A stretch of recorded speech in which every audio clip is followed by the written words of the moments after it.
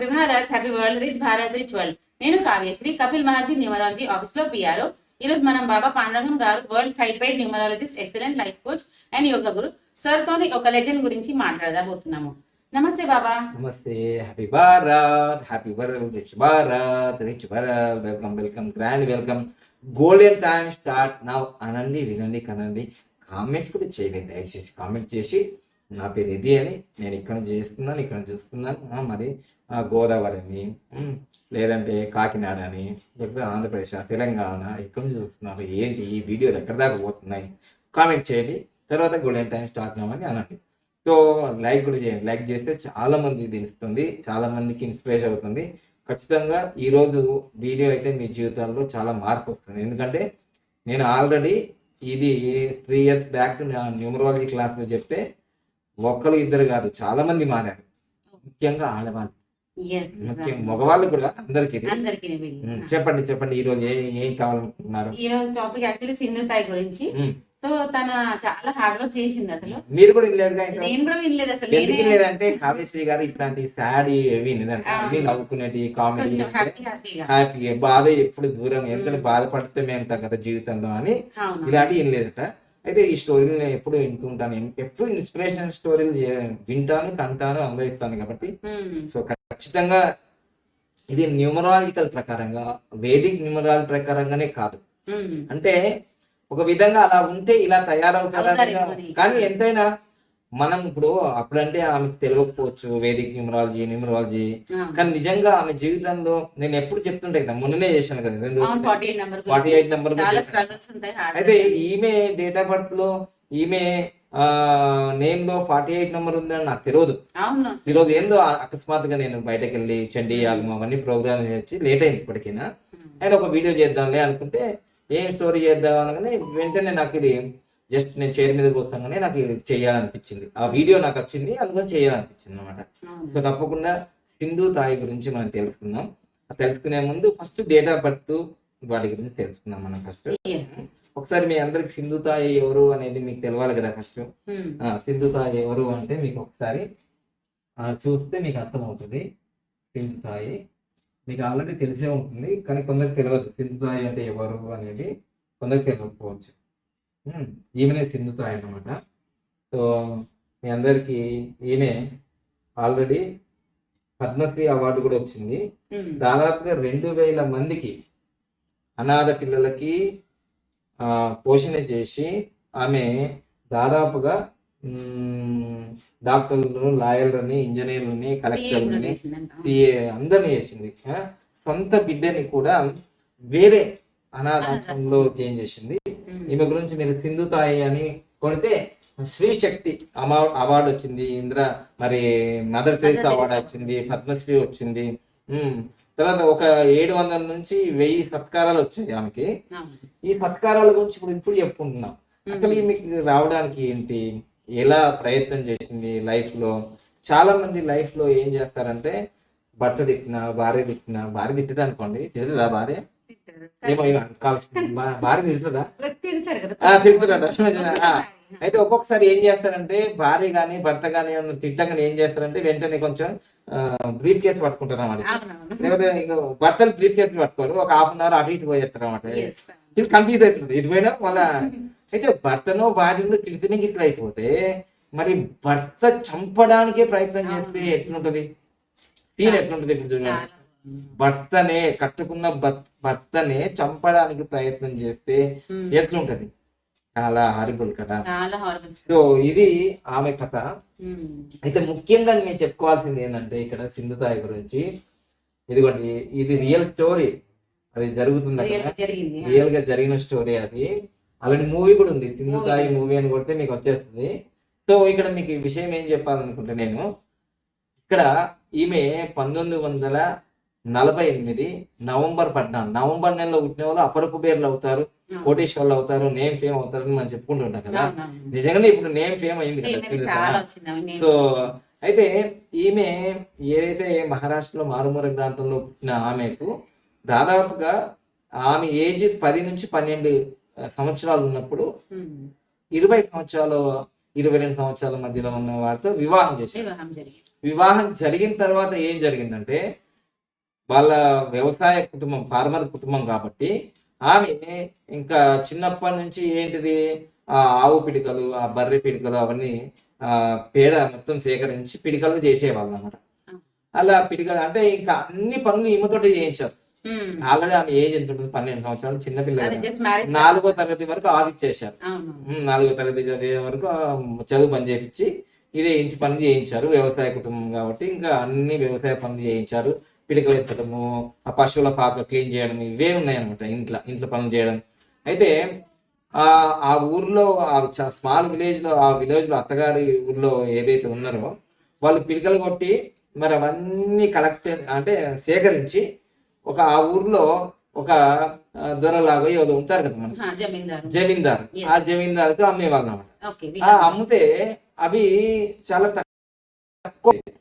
అప్పుడే ఈ సింధు తాయి తెలుసుకుందన్నమాట, ఈ జమీందారు మనకు బాగా మోసం చేస్తుండ్రు అని అందరినీ మహిళల్ని కూడగట్టి మనం ఇట్లా కష్టపడుతున్నాం, మనం ఈ కష్టపడుతుంటే ఈ జమీందారు మోసం చేస్తుందని తిరగబడ్డారు.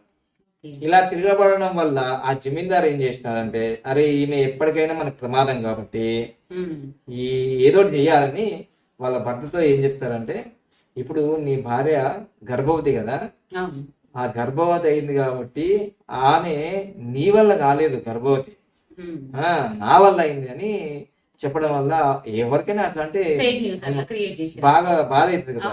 పోయి ఇంకా ఆ సింధుతాయిని కొట్టి పశువుల పాకలో వాళ్ళ ఇంట్లో అందరు హింసించేవారు.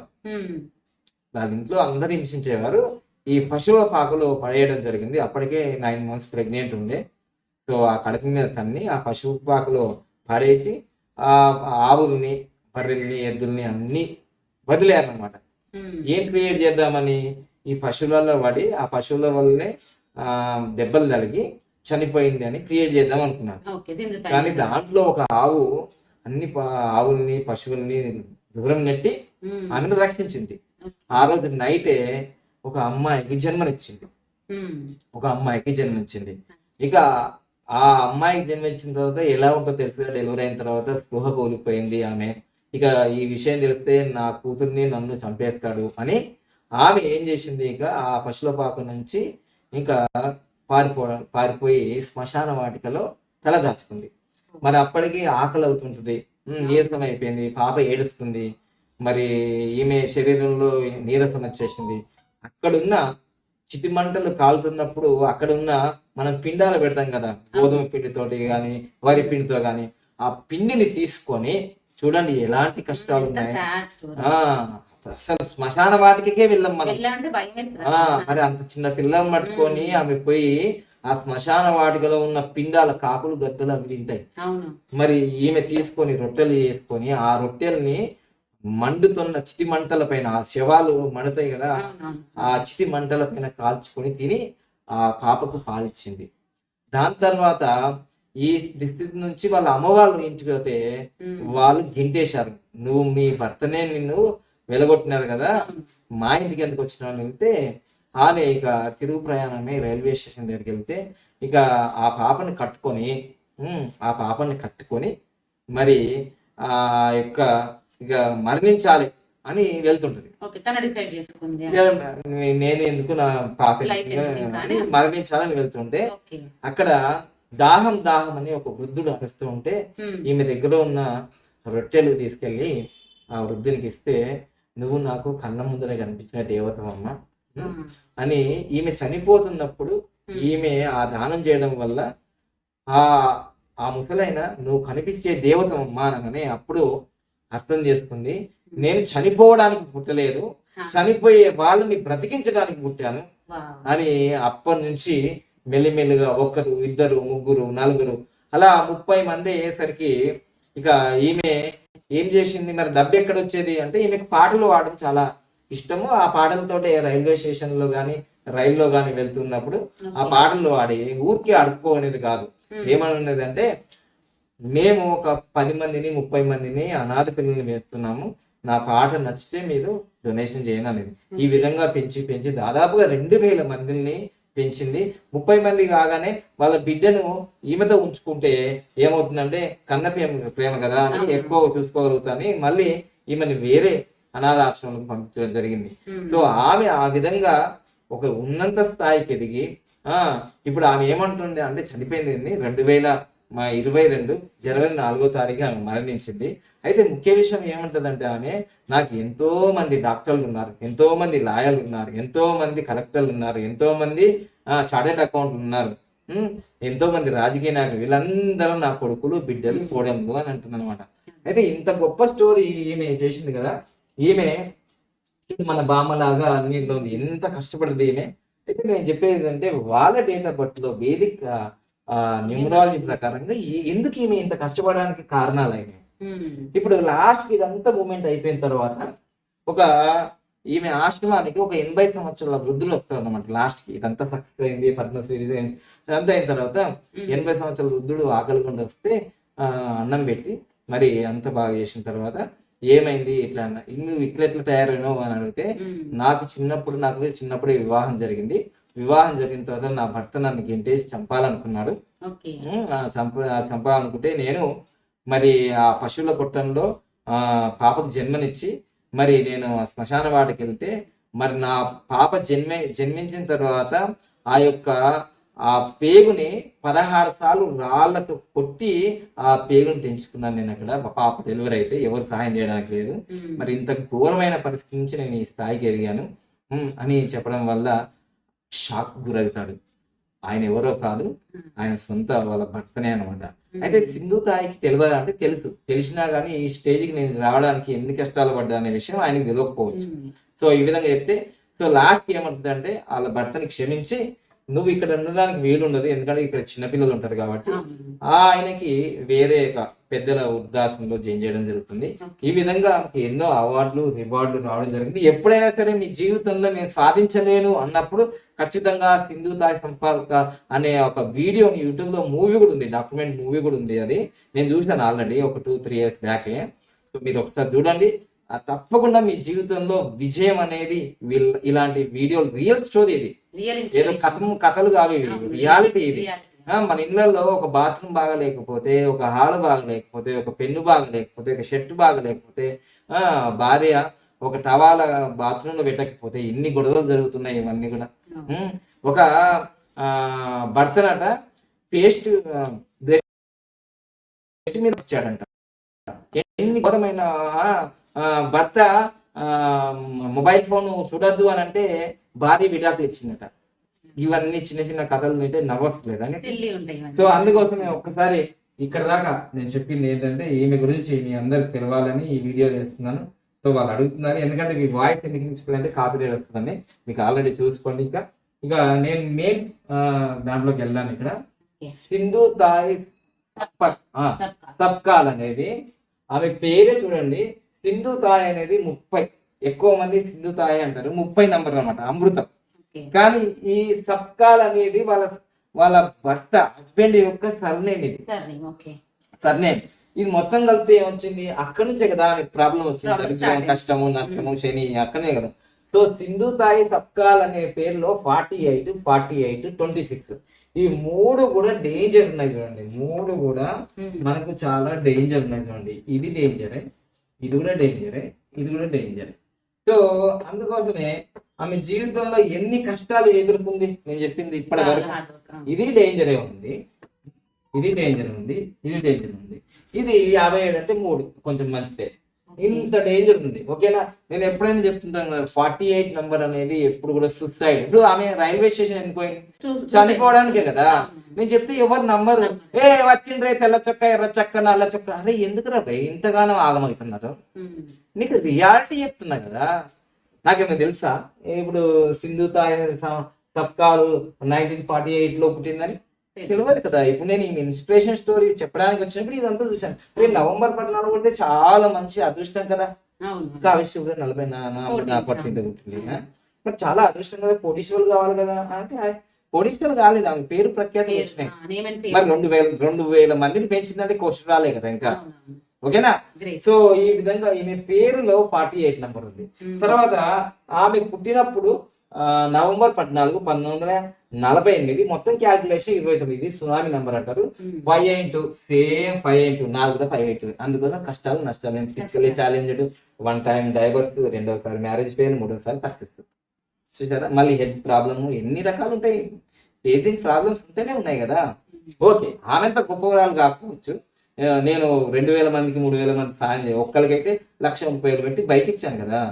అట్లా రేపు రాబోయే రోజుల్లో ఇస్తాం తప్పకుండా.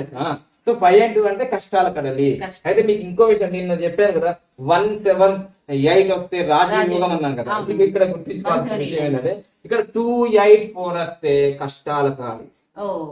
ఇది గుర్తించుకోవాల్సింది, కష్టాల కడలే. ఇంకా సంసారం ఒక్క చదరంగం అని మ్యూజిక్ రాస్తారు కదా. ఎందుకంటే ఇదేమో 319 అనేది హెడ్ టాప్ లో ఉంటది, ఇది మిడిల్ ఉంటది, ఇక్కడ కాళ్ళు అనమాట కింద బాగా కష్టాలు పడాల్సింది, బాగా అంతా వీటిపైనే ఉంటది. ఇదేమో హెడ్, ఇదేమో మిడిల్ స్టమక్, ఇదేమో లెగ్స్ కదా మొత్తం మోసేది. సో అందుకోసమే 2 8 4 అనే పెద్ద ఆరో రావడం వల్ల ఎవరికైనా జీవితంలో కష్టాలు ఉంటాయి. కష్టాలతోటి వాళ్ళు పైకి వస్తారు. స్మార్ట్ వర్క్లు ఈ వర్క్లు ఏవో ఉండవు, డైరెక్ట్ వాళ్ళ కష్టాలు, హార్డ్ వర్క్. సో అదే విధంగా ఇక్కడ కూడా చూస్తే ఆమె ఎప్పుడు నవంబర్ 14, 1948 ఆమె చనిపోయింది చూడండి. ఎప్పుడు నేను చెప్తాను చూడండి, రిపీట్ అవుతుంది, 5 కానీ 2 కానీ ఏదో రిపీట్ అవుతుంది. సో ఇప్పుడు జనవరి 4, 2022లో చనిపోయింది. 4 and 2 కాంబినేషన్, ఇక్కడ 2 చూడండి, 4 and 2 5 and 2. తర్వాత ఇంకొకటి, ఆ అమ్మగారికి ఏం జరిగిందంటే, ఆమెకి 2021 నవంబర్ 14 ఆమె డేట్ ఆఫ్ బర్త్, పుట్టినరోజు కదా. అక్కడ నుంచి 2022 ఏప్రిల్ 8వ తారీఖు వరకు మార్స్ అండ్ మూన్ అంటే 9 and 2 అపోజిట్ ప్లానెట్స్ కదా. ఆమె ఈ యొక్క మధ్యలోనే చనిపోయింది చూడండి ఇక్కడ. సో అంటే ఇక్కడ కూడా 2 వచ్చింది చూడండి, ఇది 2 డెస్టినీ 2, ఇది డెస్టినీ 2, ఈడ చనిపోయింది కూడా 2 వచ్చింది చూసారా. సో అందుకోసమే వేదిక్ న్యూమరాలజీలో అంటే ఆస్ట్రాలజీతో పని లేదంటే, ఆస్ట్రాలజీ చాలా పెద్దది. మనం నేర్చుకొని చేసే వరకు 12 సంవత్సరాలు ప్లస్ ప్రాక్టీస్ ఒక 20 సంవత్సరాలు పడుతుంది కావచ్చు. కానీ వేదిక్ న్యూమరాలజీ అనేది వాట్ ఈజ్ వాట్ అని అన్నం ఉడికిందా లేదా.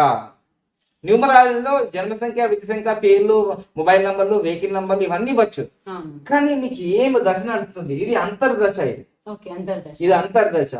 ఏది మార్స్ అండ్ మూన్ అనేది అంతర్దశ. మరి మహాదశ ఏంటంటే మార్స్ అంటే కుజ మహాదశ నడుస్తుంది అనమాట. సో అట్లా ఏ దశలో ఏం జరుగుతుంది, ఏ దశ వల్ల ఏం జరుగుతుంది అనేది మనకు అన్ని కూడా వేదిక్ న్యూమరాలజీ ప్రకారం మనం చెప్పడం జరుగుతుంది. ఇక్కడ 5 యోగాస్ వచ్చాయి, ఒక్కొక్క దానికి ఒక్కొక్క యోగం ఉంటుంది అనమాట. ఎల్ యోగం అని ఉంటుంది, తర్వాత చతుర్థ స్థానం ఉంటుంది, ఇక్కడ త్రిభుజాకారం స్థానం ఉంటుంది. ఇక్కడ కూడా మనకి ఏమొచ్చిందంటే మనకు త్రిభుజాకారం వచ్చేసింది. తర్వాత చతుర్థ స్థానం ఇటు అటు వచ్చింది. 3 యోగాలే ఉన్నాయి దీంట్లో. సో ఈ విధంగా నేను చెప్పేది అంటే ఏంటంటే, మొత్తం మీద అయితే మీకు ఈ వీడియో మీకు నచ్చింది అనుకుంటాను. లైక్ చేయండి, షేర్ చేయండి, పక్కన ఆన్లైన్ బెల్ ఐకాన్ యాక్టివేట్ చేయండి, ఫార్వర్డ్ చేయండి. Thank you. Happy world, happy world, rich world. Thank you.